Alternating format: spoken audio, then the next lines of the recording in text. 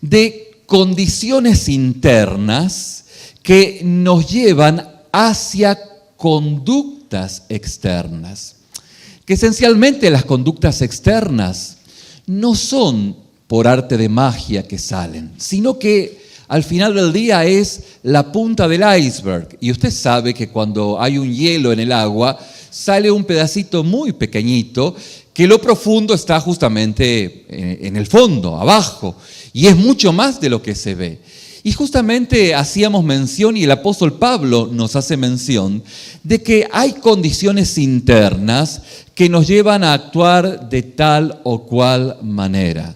Sería muy necio, sería muy obtuso, poco sabio poder juzgar a una persona por sus dichos, sino que habría que juzgarlo por sus hechos, porque al final del día las palabras, como dice el refrán, se las lleva el viento.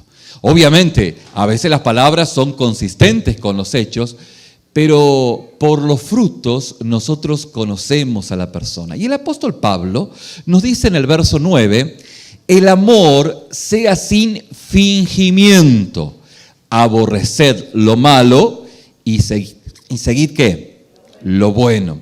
Fíjense que en otra versión, que no varía mucho en la definición que el apóstol Pablo está diciendo, dice, el amor sea sin hipocresía, que al final del día es sinónimo, tanto fingimiento como hipocresía, aborreciendo lo malo, aplicándoos en lo bueno. Creo que esta versión es más mexicana que otra cosa.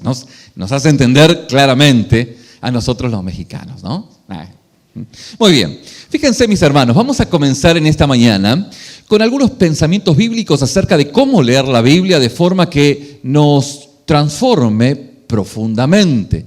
Y vamos a introducirnos justamente poquito a poquito para ver cómo Dios va a trabajar en nuestras vidas. Ustedes saben, ustedes no han venido a perder el tiempo, yo no he venido a entretenerlos, nos vamos a la palabra y lo que el Espíritu va a obrar a través de cada palabra que está en su palabra y que va a inspirar nuestros corazones. Fíjense que cuando leemos como este pasaje que acabamos de leer y los pasajes que vienen a continuación, que hoy no nos hemos de detener, el apóstol Pablo en estos versículos, desde el versículo justamente que leímos hasta el versículo 13 del capítulo 12, nos da 13 exhortaciones.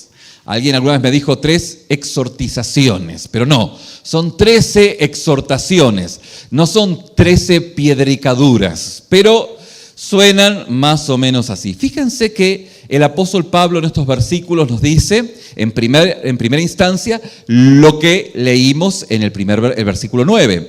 El amor sea sin ¿qué? Fingimiento o hipocresía.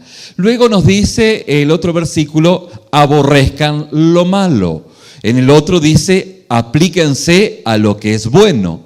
En el otro dice, sed afectuoso unos con otros con amor fraternal. Luego dice, con honra, daos preferencia unos a otros. No seáis perezosos en lo que requiere rapidez, diligencia, fervientes en espíritu, sirviendo al Señor, gozándoos en la esperanza, perseverando en el sufrimiento, dedicados en la oración, contribuyendo para la necesidad de los santos y practicando la hospitalidad. Todas estas 13 exhortaciones están descritas en estos versículos.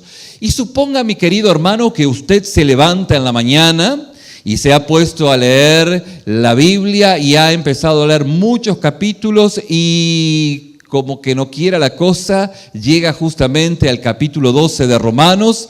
Así que usted lee este capítulo y lee todas estas exhortaciones que Dios le ha dado a través de su palabra.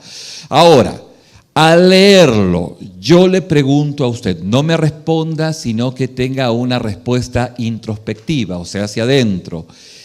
¿Qué es lo que recuerda de estas 13 exhortaciones? No me responda a mí. Usted dirá, no ser hipócrita. Bueno, hay 12 más, ¿sí? ¿Qué es lo que usted recuerda? ¿Qué recordará en 2 horas? Bueno, dice, espéreme, pastor, que pasen 2 horas y le digo a ver qué recuerdo, ¿Y qué efecto pudiese tener estas exhortaciones en su vida? Después, justamente de 3 minutos leyendo este capítulo, ¿cómo usted pudiera ser transformado en su amor a través de la lectura de la palabra de Dios, o especialmente de estos versículos?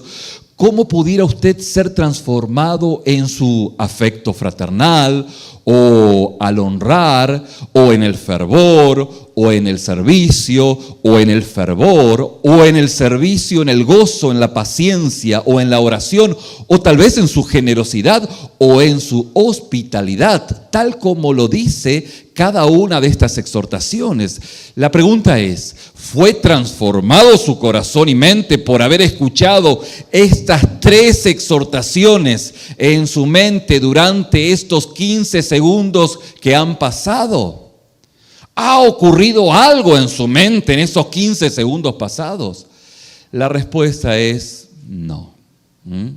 Si somos honestos, muchas veces leemos cada una de estas exhortaciones, pero somos transformados.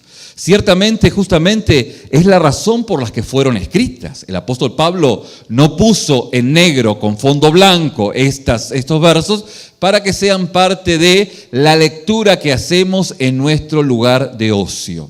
Alguien dijo, pastor, el mejor lugar que tengo para leer la Biblia es el sanitario. Y yo digo, bueno, tú puedes leerlo en el sanitario, pero ¿será ese el lugar propicio? ¿Será el ámbito?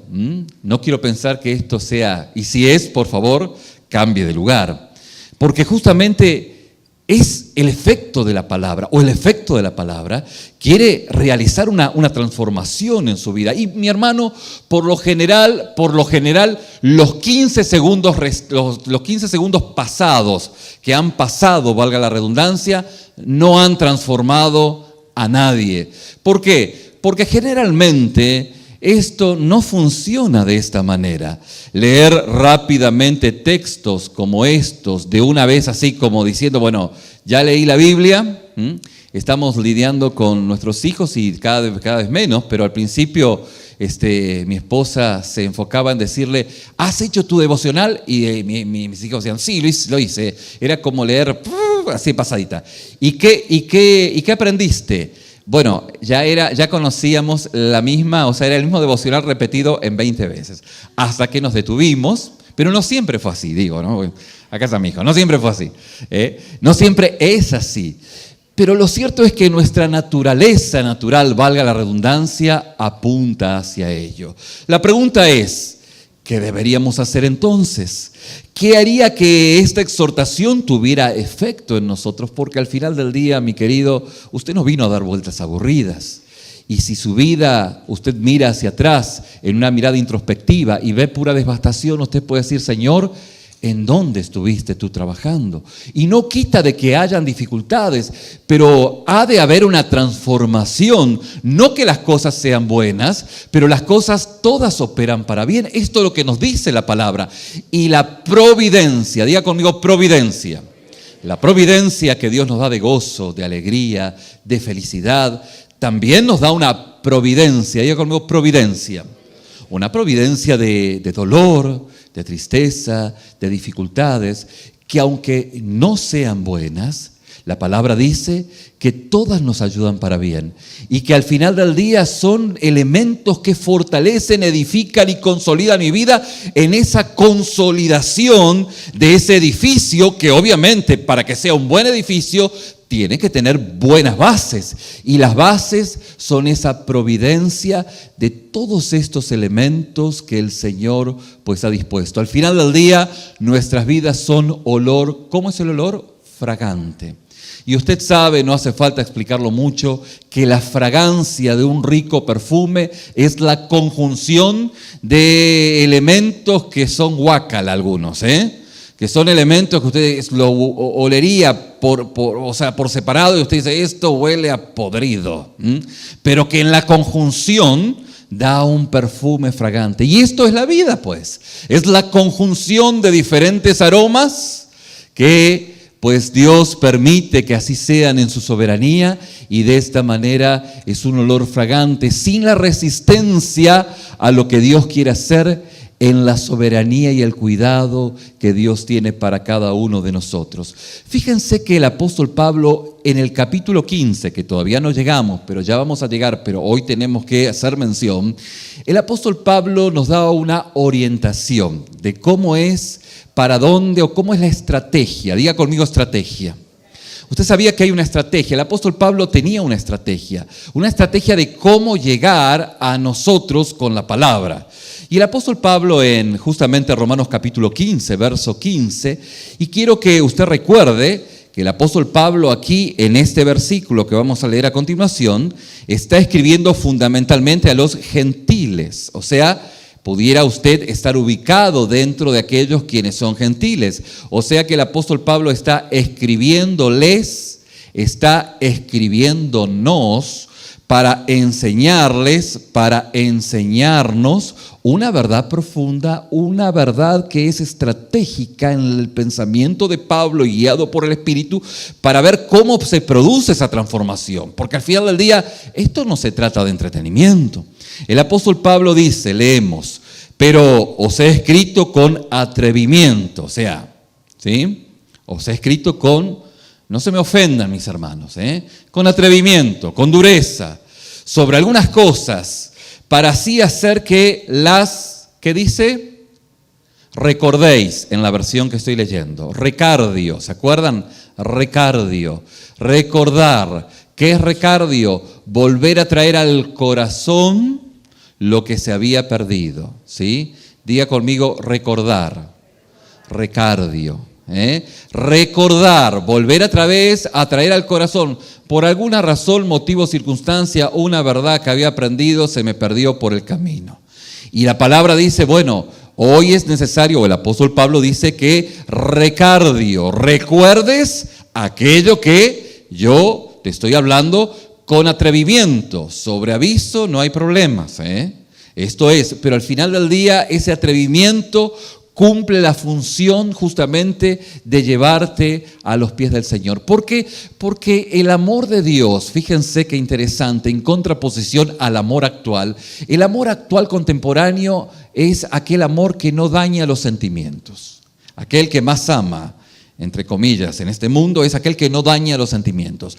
Pero el amor de Dios, en realidad no le importa que te dañe o que no te dañe tus sentimientos.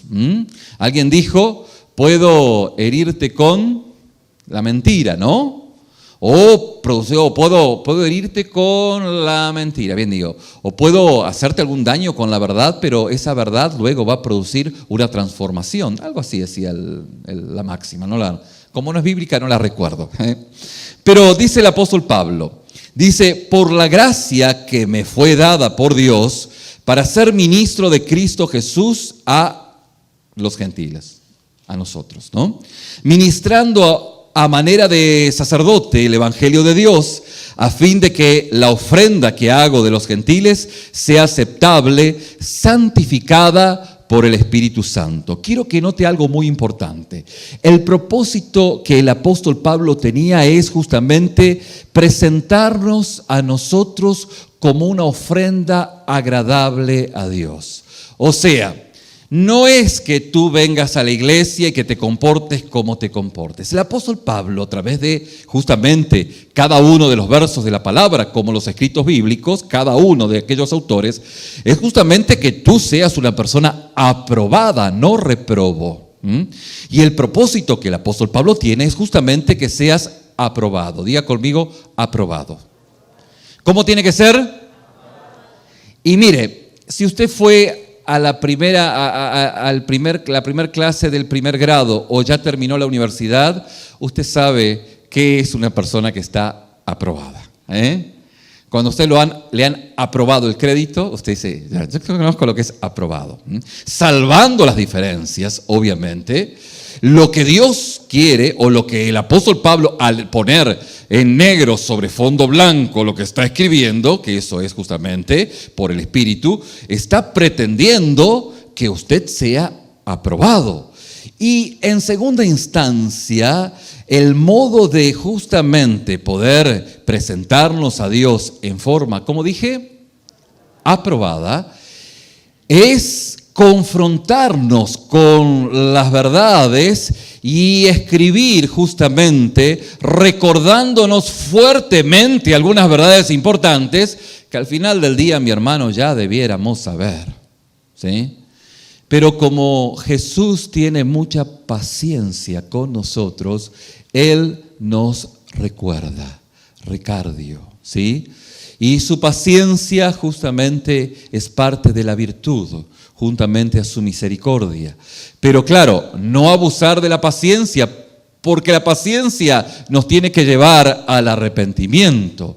Y esto es parte de justamente el entendimiento que usted va comprendiendo, valga la redundancia, en cuanto a su obediencia a Dios y en cuanto a lo fuerte que es la palabra en nuestras vidas y de qué manera debe haber o debe producir un cambio. Pero el apóstol Pablo escribe y entiende y dice que no es suficiente con tan solo escribir fuerte y con tan solo leer de una forma seria y consciente, ya que escribir solamente no produce la santidad y la novedad y el amor que Pablo desea en cada uno de nosotros. Así que el apóstol Pablo en el versículo 16 dice, santificada ¿por qué? Por el Espíritu Santo. Así que ahora sabemos cuál es la meta que el apóstol Pablo tiene aquí en Romanos 12. Nos escribe fuertemente para que recordemos algunos conceptos que ya debiésemos conocer con el propósito de que seamos transformados en nuestros corazones y mentes y comenzar a abrazar la voluntad aceptable a Dios. Y todo esto sucederá, diga conmigo sucederá, porque es una promesa, pero sucederá por la obra del Espíritu Santo obrando en su vida. Mis hermanos, usted puede escuchar este mensaje, pero la belleza de este mensaje es aquella que el Espíritu Santo la toma desde algún lugar de este auditorio y la lleva a su corazón y empieza a hacerla bella. No hay virtud en el orador. Recuerde que el orador es un simple mesero que ha traído la comida desde quien cocina la comida, que es el Señor, y como mesero expongo la palabra. Y ahí comemos todos, aún come el mesero. Pero esto es el tema. El tema es que nosotros empezamos a alimentarnos en la palabra y por la guía del Espíritu, esa palabra empieza a ser bella y empieza a dialogar con nuestro ser interior, con nuestra naturaleza caída, pecaminosa, y Dios prevalece en su palabra y en su virtud y hace y produce una real y genuina transformación en nuestra vida. Mis hermanos, ninguno de los dos justamente puede ser excluido de la estrategia del apóstol Pablo, ni la palabra ni el Espíritu. En otras palabras, ni la palabra obra sin el Espíritu, ni el Espíritu sin la palabra. No hay manera que vayan diferentes. Es el Espíritu y la palabra. Y la palabra es aquella a la cual yo me expongo y el Espíritu es aquella evidencia justamente interna que ha producido una transformación en mi corazón. Porque si usted lee la Biblia y no entiende, es posible que no sea un hijo de Dios. Fíjense que el apóstol Pablo justamente nos habla y nos lleva justamente a tomar estas palabras, porque estas palabras son palabras que van a transformar nuestra vida y convertidas por la obra del Espíritu, por medio de su obra santificadora, nos ha de transformar. La Biblia dice, el amor sea sin hipocresía, hay que aborrecer lo malo, hay que aplicarse en lo bueno, sed afectuosos unos con otros, con amor fraternal, con honra, daos preferencia unos a otros, no siendo perezosos en lo que requiere diligencia, sirviendo con gozo, fervientes en el Espíritu, perseverando en el sufrimiento, dedicados en la oración, contribuyendo para la necesidad de los santos y practicando justamente la hospitalidad. Las implicaciones para esto justamente es que al leer la palabra, cuando leemos esta palabra, significa que o significará a partir de la comprensión de este mensaje, es que leeremos la palabra con un corazón contrito y humillado, y pediremos a Dios que derrame su Espíritu Santo para hacer que la palabra sea efectiva en nuestra vida. Este es el tema. No se trata de leer por leer. Padre, te pido que la palabra sea efectiva en mi vida. Admitiremos nuestra necesidad de Él y seremos conscientes de que la simple lectura no produce vidas rectas.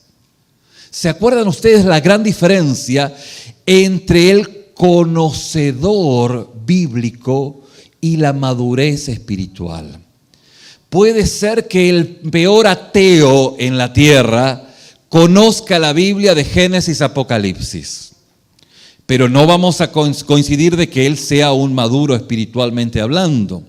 El que es maduro espiritualmente hablando es aquel que tal vez no sabe toda la Biblia, pero lo que sabe se somete a aquellas verdades aprendidas.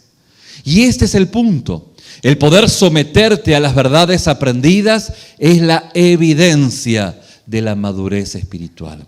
Y es ahí donde me cae el 20, donde empiezo a entender cómo funciona el reino. ¿Cómo es que Dios se va glorificando?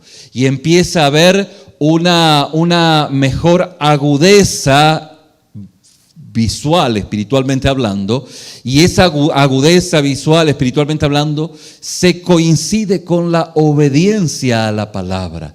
Y esa obediencia produce mayor agudeza, sabiduría, discernimiento, y ese proceso va hasta que lleguemos a la presencia de Dios. Por eso diremos, como decía un gran hombre de Dios hace muchos años atrás: ordena lo que desees y haz que tu orden sea cumplida. Ordena lo que tú desees, pero tú sabes que yo no la hago, no la puedo hacer. Ordena lo que desees y dame la fuerza, la fortaleza para justamente cumplir la orden que tú estás colocando. Conscientemente miraremos hacia Jesús como el único que murió por nosotros y resucitó para que pudiéramos ser perdonados de todos nuestros pecados, experimentando la misericordia de Dios. Decíamos el día de ayer, he escuchado hasta el cansancio a muchas personas que dicen: yo quiero ser más bueno, quiero ser más bueno, quiero ser más bueno, y se queda con la retórica, con la narrativa de ser más bueno. Y esto, el ser bueno, es una evidencia externa, pero está muy ligada con una actitud interna, que es la misericordia. Y cuando somos misericordiosos, podemos ser bondadosos. Pero ¿qué ocurre? Que si no hemos experimentado la misericordia en nuestra vida, no nos sale el tema de ser bondadosos. No le sale, pero para nada, ni jugando. Entonces encontramos que en esa evidencia interna de la misericordia, habiendo experimentado la misericordia de Dios en nuestra vida, podemos ser misericordiosos y por ende podemos ser bondadosos. Por eso el apóstol Pablo dice que en este contexto es el ámbito donde la palabra empieza a tener un efecto mucho más profundo. De hecho, el Espíritu Santo no fue enviado para darnos gloria a nosotros mismos, sino para dar gloria a Cristo. Porque por ahí pudiéramos hacer diferentes cosas en nuestras vidas, pero para vernos mejor. Y honestamente de esto no se trata, sino que se trata justamente de exaltar el nombre de nuestro Señor. ¿Por qué? Porque cuando miramos hacia Cristo, el Espíritu Santo nos capacita, nos prepara, nos fortalece para poder vivir en un ámbito de honesto amor a Dios. Y podemos encontrar que al meditar la palabra y al no meditarla a la ligera, es decir, a no meditarla a 300 millas por hora, y a 1000 millas de distancia, mucha distancia en lo alto, decir: ¡ay, qué linda palabra! No. Parece, estacione su avión y tal vez no lea tantos versículos, pero deleítese en aquello que el Señor le quiere mostrar. Porque es cierto, hay una sola revelación, no hay más. No hay otra revelación que no sea la palabra. Pero sobre esta revelación que es la palabra, hay nueva inspiración. Sobre cada versículo que está por la eternidad, la palabra permanece, el Señor le va a dar nueva inspiración cada vez que usted lo lee. Y esto es parte de la obra del Espíritu Santo ministrando en cada una de nuestras vidas. Y con este contexto vamos a mirar lo que el apóstol Pablo dice acerca sobre lo que el amor tiene que ser. El amor sea sin hipocresía. El amor sea sin hipocresía. La pregunta es, ¿por qué el amor sea sin fingimiento? ¿Por qué está pensando en el fingimiento? ¿Por qué el apóstol Pablo está pensando en la hipocresía como, digamos, obviamente cuando hablamos del apóstol Pablo no estamos hablando de un hombre y su ingenio o su capacidad, estamos hablando de un hombre y su dueño. O sea que el dueño es el Señor y el apóstol Pablo es el que escribe. Esto se llama el amanuense, ¿sí? El que escribe, pues. Es solamente el que escribe. Y es el apóstol Pablo quien escribe. Bueno, en realidad a veces el apóstol Pablo no escribía, sino que habían otros que eran los que escribían. Y él hablaba, ¿sí? Y los otros pues escribían porque se cree, o digamos se supone, que cuando lo apedrearon, en las apedreadas que tenía, pues sus retinas habrán saltado y no veía bien, pues, ¿no? ¿Se acuerdan cuando hablamos que los corintios decían que el aspecto de Pablo se veía feo? Era feo, ¿no? O sea, era de un aspecto feo y imagínense, con las pedreadas que recibió, con las palizas que recibió, no creo que se veía como un actor de telenovela. Y esto era un poco justamente, pero el apóstol Pablo está diciendo, el apóstol Pablo nos está llevando a una observación sobre por qué está pensando de el amor sea sin hipocresía. Y fíjense que creo que piensa de esta manera, porque el versículo justamente el anterior, es aquel versículo que habla acerca de que nosotros debemos ser o pensar de nosotros mismos de acuerdo a la fe que nos ha sido entregada. O sea que el versículo 3 trata sobre la maravillosa generosidad en el servicio a Cristo. Y su opuesto es la hipocresía. La pregunta es ¿por qué? Porque la hipocresía está totalmente ligada a preocuparse en sí misma. ¿Cómo luciré? Ese es es la máxima de la hipocresía. La hipocresía es cómo me veo. Y esto es lo que el apóstol Pablo está diciendo. El amor sea sin hipocresía, sea sin fingimiento. ¿Cómo puedo crear una buena impresión de mí mismo? Es otra pregunta que se hace la hipocresía. Justamente este es el deseo que lo consume. La hipocresía dice, ¿cómo me puedo ver bien a mí mismo? Ya sé, me voy a sacar una foto, mostrando en Instagram, por no decir otra red social, o llámese como se llame, y mostrarme lo lindo que me veo, ¿sí? Y lo bien que la estoy pasando, ¿sí? Hay algo de eso. Eso es justamente la pregunta de la hipocresía. ¿Cómo puedo crear una buena impresión de mí mismo? Así que Pablo no ha abandonado su tema. De hecho, por las misericordias de Dios en Cristo, Él está trabajando para que nuestras mentes sean transformadas, no que sean conformadas a esta época de redes sociales. No. El amor no tiene que ser con fingimientos. El amor tiene que ser sin hipocresía. Por eso es que hay un estilo de vida que demuestra que exaltar a Cristo es más digno que exaltarnos nosotros a nosotros mismos. Ese es el estilo de vida que el apóstol Pablo justamente está afirmando en este versículo.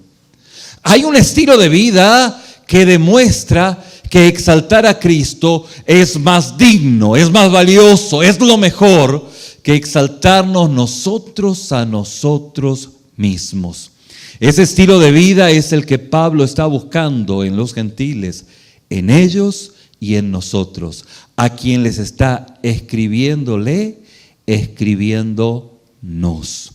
Por eso, este es justamente el intento del Espíritu Santo obrando en nuestras vidas. Y justamente el amor de Dios ministrando nuestros corazones para que el amor sea sin hipocresía. Rápidamente, mis hermanos, meditemos en qué es la hipocresía y por qué las personas la practican y cómo debiera verse el amor sin ella, ¿sí? La pregunta es, ¿por qué justamente las personas practican la hipocresía? La pregunta que dijimos en principio, ¿qué es? Bueno, la hipocresía se muestra a sí misma en dos formas. En primer lugar, en un sentido trata de lograr que lo exterior luzca mejor que lo interior. Que lo exterior, que el ornamento se vea mejor, se vea bien y que no es consistente con lo interior. Y usted recordará que un doble discurso enloquece a cualquiera. El amor no maltrata. Sin embargo, aquel que dice te amo y porque te amo te golpeo, bueno, ese lenguaje o ese mensaje enferma. Lo mismo ocurre con la hipocresía. En un sentido trata de lograr que lo exterior luzca mejor que lo interior.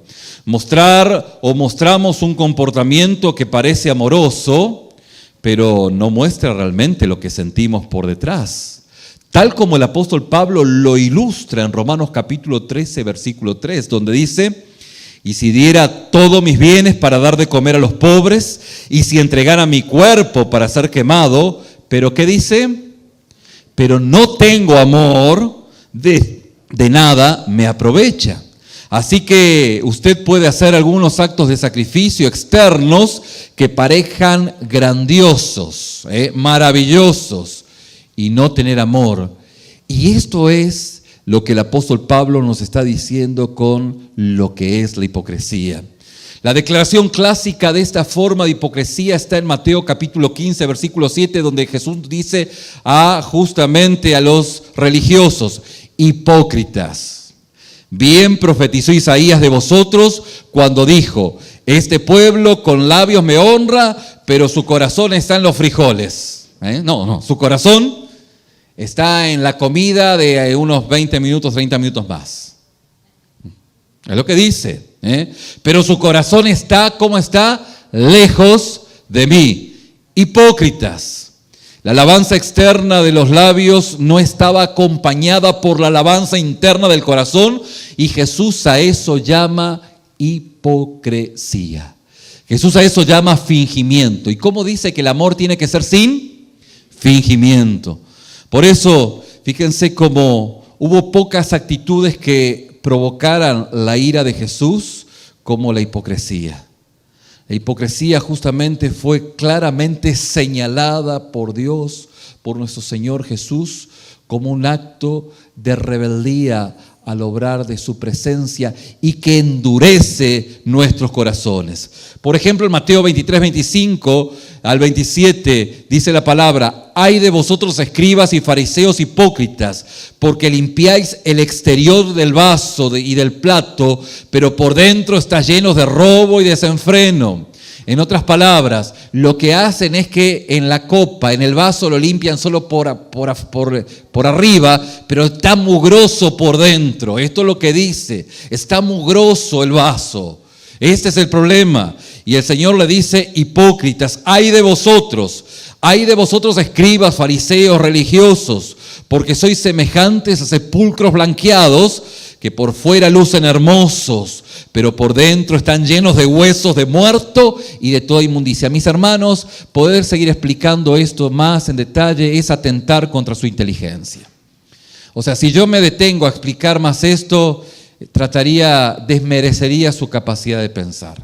O sea, a buen entendedor, ni para qué echarle más, ¿no? Y esto justamente es lo que dice la palabra.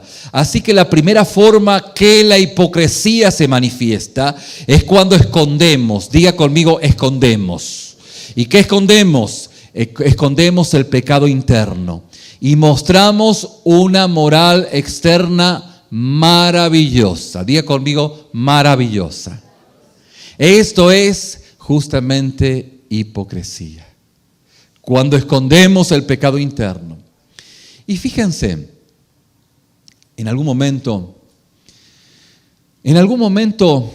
alguien me planteó lo siguiente. Me dice, en otro ámbito, me dice, pastor, yo no entiendo cómo ese religioso tan pervertido e inmoral hizo la inmoralidad tan grande que hizo. Y no hace falta detenerme en la inmoralidad que hizo. Entonces yo le dije, oiga, mire, el punto es el siguiente. Es que esa persona ya llevaba eso adentro. ¿Cómo es que dice ese refrán? La ocasión hace al ladrón, ¿no? Ya estaba eso adentro.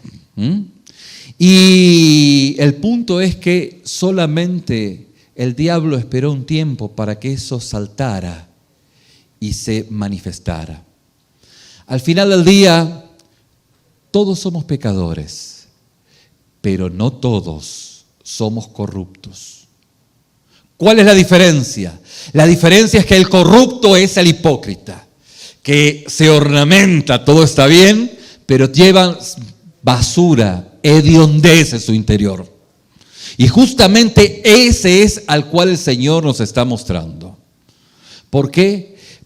Porque es cierto que venimos de un ámbito corrompido, ¿sí o no? Corrupto, ¿sí o no? El mundo está corrupto. Pero cuando llegamos al Señor, diga conmigo, llegamos al Señor, el Señor nos expone con nuestra podredumbre, con nuestro vómito, con todo lo mugroso que tenemos. Y es ahí donde nos quebrantamos y el Señor empieza a transformar y a limpiar y a ordenar nuestras vidas. Y por cada ámbito de corrupción en nuestro corazón, el Señor lo limpia, lo expone y nosotros nos arrepentimos. Somos pecadores, pero no somos corruptos. El corrupto es aquel que Jesús está mostrando. Quisiera pensar que en este auditorio, y sé que me estoy equivocando, que todos somos pecadores y que no hay ningún corrupto. Pero sería muy ingenuo pensar de esta manera. Sería demasiado ingenuo. Porque el Espíritu Santo en esta mañana debe estar confrontando su vida en ámbitos de corrupción que usted escondió y que tiró la llave, pero que sabe que tiene indulgencias pecaminosas que usted las conoce y que no quiere sacarlas en lo que mira, en lo que piensa, en lo que siente. Y usted lo sabe, pues. Y quiero decirle que hoy está la misericordia de Dios extendida para su vida. Porque más temprano que tarde, todo lo que el hombre sembrase, todo lo que el hombre sembrara, eso también ha de cosechar. Eso también ha de salir. Y esto es justamente la evidencia de la corrupción. Sale la corrupción, sale lo que hay adentro, pues. Si usted esconde basura abajo de la alfombra, pues no sé hasta cuándo va a poder seguir amontonando, pero eso va a ser hediondo, va a salir feo olor, pues. Y esto es a lo que justamente el apóstol Pablo nos está confrontando. Así que la primera forma en la que la hipocresía se manifiesta es cuando escondemos. Diga conmigo, escondemos. Cuando escondemos, Dios nos libre de esconder. Dios nos libre de esconder. Cuando escondemos el pecado interno mostrando una apariencia moral externa, que somos maravillosos actores para mostrar algo que realmente no somos en nuestra naturaleza pecaminosa. Y la segunda forma en que se muestra la hipocresía es que escondemos nuestras propias faltas, a veces aún de nosotros mismos, al llamar la atención sobre la falta de otra persona, de modo que las nuestras no se muestran tan claramente. ¿Me va entendiendo? O sea, qué pecador que es él, ¿eh? Mira que, O sea, vamos a poner el reflector para que lo apunte a él, para que a mí no me vean. ¿Me explico? Eso es una característica también de la hipocresía. Esa manifestación se encuentra muy frecuentemente, muchas veces en los problemas matrimoniales, pero no se limita solamente a los problemas matrimoniales. No, es que es vos, es culpa tuya. Todo es culpa ¿de quién? Tuya, no mía, tuya. Y esto, pero no se limita solo al ámbito matrimonial. Fíjense que el mejor ejemplo está en Lucas capítulo 6, versículo 42, donde Jesús dijo, ¿o cómo puede decir a tu hermano, hermano, déjame sacarte la paja que está en tu ojo, cuando tú mismo no ves la viga que está en tu ojo? Y luego, ¿qué dice? Hipócrita, saca primero la viga de tu ojo, entonces verás con claridad para sacar la paja que está en el ojo de tu hermano. Así que Pablo está diciendo, el amor verdadero no actúa de esta manera. El amor sea sin hipocresía. Si es hipocresía, entonces no es amor. Es un doble discurso que enferma. Pablo dijo en 1 Corintios capítulo 13, versículo 6, el amor se alegra con la verdad. Pero la hipocresía es toda falsedad, disimulo, mentira, enmascaramiento, engaño, cobertura. La hipocresía es lo opuesto a amar la verdad. Así que justamente esto se opone al amor. Por tanto, Pablo dice que el amor sea sin hipocresía, o sea, que sea genuino. Ahora, fíjense que hemos visto dos formas en las que se manifiesta la hipocresía. Ahora piense, o vamos a pensar más rápidamente que lo anterior. ¿De dónde proviene? ¿Qué es lo que está sucediendo? ¿Por qué la gente lo practica? ¿Por qué pudiera estar practicándolo usted? ¿Por qué pudiera estar practicando la hipocresía? Le pregunto. Bueno, no me lo responda, vamos a ver qué dice la Biblia. Y fíjese que hay al menos dos propósitos de la hipocresía que vemos en el Nuevo Testamento. En primer lugar, el propósito de obtener y retener la alabanza y aprobación de otras personas. La hipocresía se practica para poder retener y obtener la alabanza y aprobación que otras personas pudiese darme. La hipocresía es guiada por el anhelo de que otras personas me exalten, no se exalten. Por ejemplo, en Mateo capítulo 6, versículo 2, Jesús dijo, por eso cuando des limosnas, no toques trompeta delante de ti, como hacen los hipócritas en las sinagogas y en las calles, y menos lo pongas en Facebook. No dice eso, pero si estuviera escribiendo ahora lo hubiera dicho. Para ser alabado por los hombres. En verdad os digo que ya tiene muchos likes. No, dice, en verdad os digo que ya han recibido su recompensa. Y en el versículo 5 dice, y cuando oréis, no seáis como los hipócritas, porque a ellos les gusta ponerse en pie y orar en la sinagoga y en las esquinas de las calles para ser visto por los hombres. En verdad os digo que ya han recibido su recompensa. ¡Wow! A pantallas, hermano. En otras palabras, ellos anhelaban la recompensa de la aprobación y la obtuvieron de los hombres. La obtuvieron y es todo lo que obtuvieron. El amor no es de esa manera, mis queridos hermanos. El amor, dice Pablo, no es hipócrita, no anhela la alabanza de los hombres. Ha sido libertado de esas ataduras. De hecho, está más cerca de la esencia del amor. El amor justamente no tiene un concepto elevado de sí mismo, acerca de sí mismo. No piensa mucho acerca de sí mismo, sino que piensa en los demás. Y esto justamente es lo opuesto a la hipocresía. El mandamiento es amar sin hipocresía o amar sin fingimiento. Y justamente esto es realmente un mandamiento a conocer a Cristo y amar a Cristo y a encontrar nuestra satisfacción en Cristo para que nunca más anhelemos la alabanza de los hombres.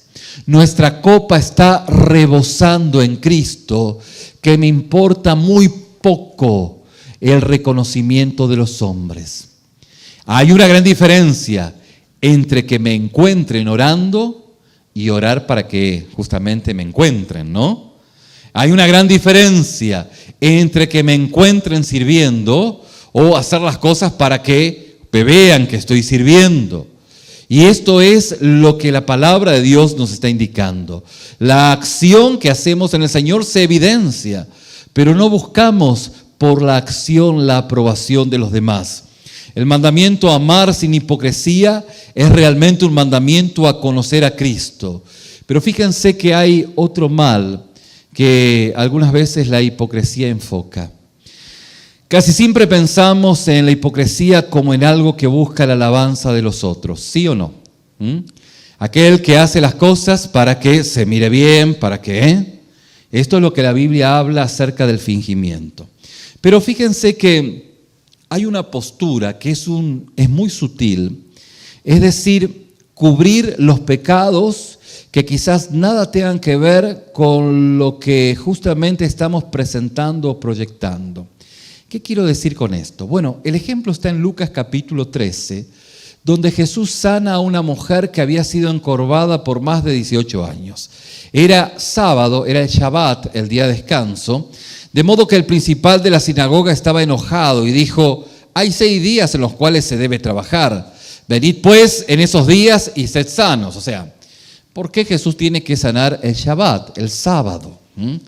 Y fíjense que parecía que sonaba muy religioso, y que esta mujer, bueno, si estuvo 18 años enferma, pues ¿qué le cuesta esperar un día más? ¿Qué le costará? ¿Le hubiera costado algo esperar un día más? Bueno, suena razonable. Si esperó 18 años, un día más, un día menos, no va a cambiar la ecuación. Pero sin embargo el Señor le respondió y le dijo: hipócrita, ¿no desatas cada uno de vosotros su buey o su asno del pesebre en día de reposo y lo lleva a beber? ¿Cuál es el punto? El punto es que este religioso estaba interesado en el business, en el negocio. Y como el Shabbat, esta mujer había sido sana el sábado, no podía ir a darle la ofrenda. Y como no podía dar la ofrenda, pues se le agüitó el negocio que tenía con esta mujer, que su ofrenda tenía que ser generosa en agradecimiento a lo que Dios hizo. ¿Me va entendiendo? O sea, al final del día parecía muy noble la actitud de este religioso en que hay que cuidar el sábado. Hay que cuidar el sábado. Y porque es sábado, porque es domingo, yo no atiendo a nadie, ¿sí? Y Jesús le dice: pues no atiendes a tu buey y a tu asno si tiene que beber. Aquí lo que vos estás encubriendo, lo que usted está encubriendo, lo que él está encubriendo, es justamente un pecado que puede ser encubierto con una acción que nada tiene que ver.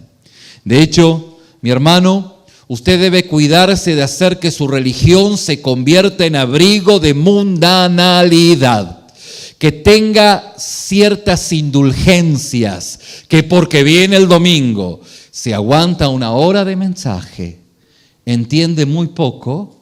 No, usted entiende, ¿no? Pero usted diga: bueno, ya vine, puedo irme al casino, puedo irme al antro.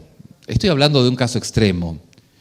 Pero indulgencias que son aquellos pequeños elementos que contaminan y que distorsionan y que mortifican su vida y que no le permiten vivir el gozo del Señor. Mis hermanos, el agua y el aceite no se mezclan. Dios no respalda una vida de pecado por más que usted sea el religioso más religioso. ¿Cómo la ve? Dios no respalda el pecado. Y si usted está en pecado, no espere el respaldo de Dios en su vida. Busque de la misericordia. Y esto es justamente lo que la palabra nos dice. Hay liberales que hacen muchas charlas acerca de lo que hay que hacer y que viven vidas promiscuas. Y hay muchos conservadores, muchos tradicionales, que exponen. Fíjense que es interesante. La exposición, aún la exposición de la palabra, tiene que ser consistente con la vida de la persona. Y pudiese ser que uno puede exponer verdades espirituales, pero las indulgencias de pecado son la evidencia que su vida está justamente marcada por esta exhortación de parte de Dios, hipócrita. Y esto es justamente lo que la palabra nos está diciendo. El amor no funciona de esa forma. El amor no pone fachadas artificiales. El amor no mora en las faltas de otros. El amor no anhela la alabanza de los hombres y el amor no actúa religiosamente para esconder el pecado. No es eso el amor que el apóstol Pablo nos está indicando. El amor se olvida de sí mismo y mira hacia Cristo y sobreabunda con gozo en Él para satisfacer las necesidades de otros.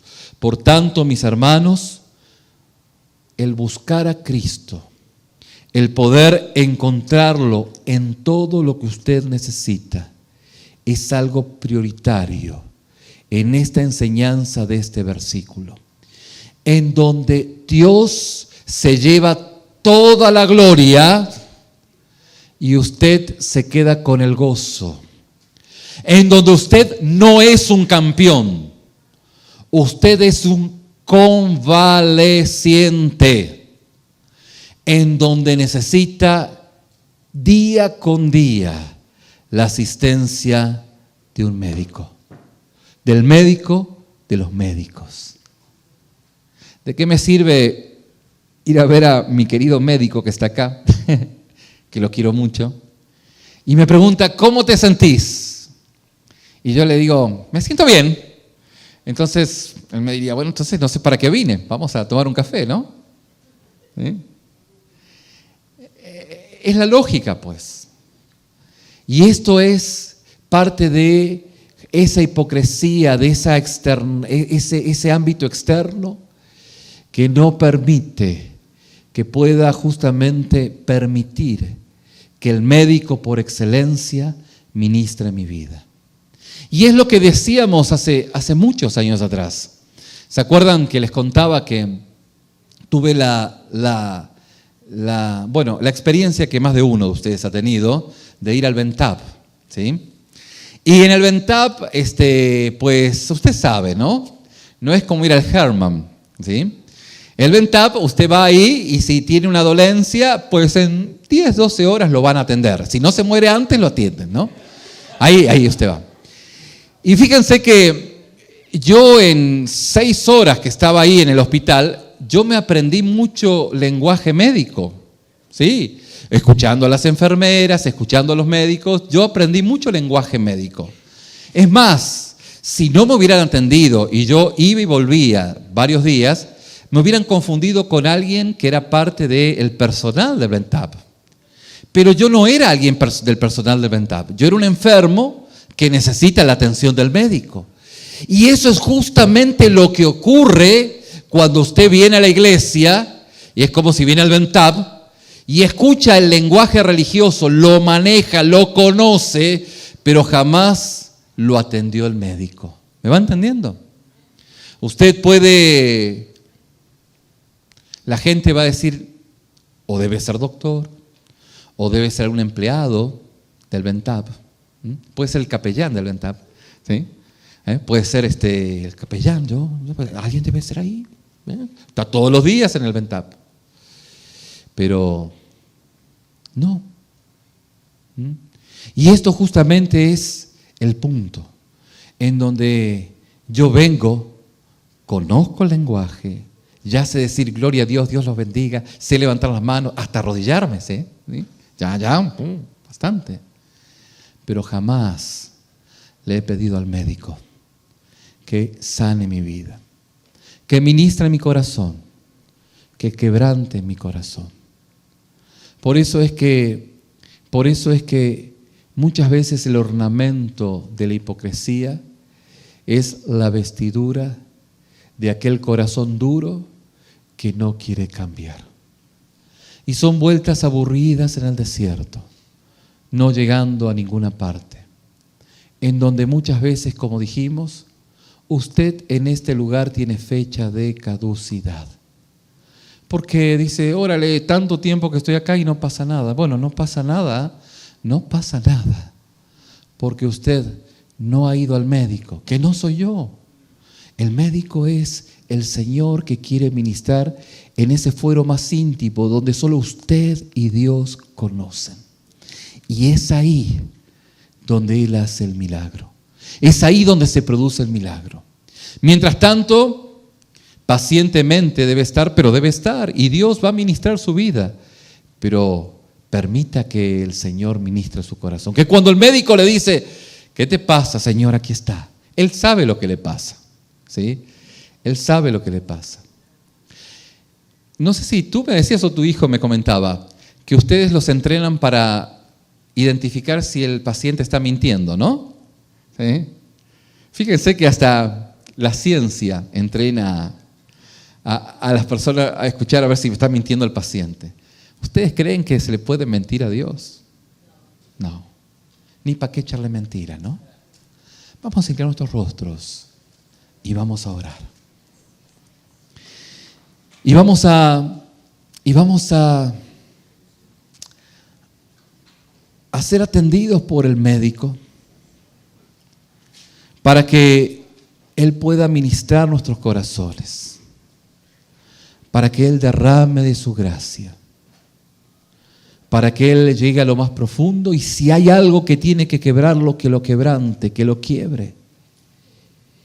Y que al poder pensar introspectivamente lo que hemos escuchado por el Espíritu y al ser ministrados en este momento, pueda nuestro corazón derramarse en el Señor y encontrar la sanidad que estamos necesitando.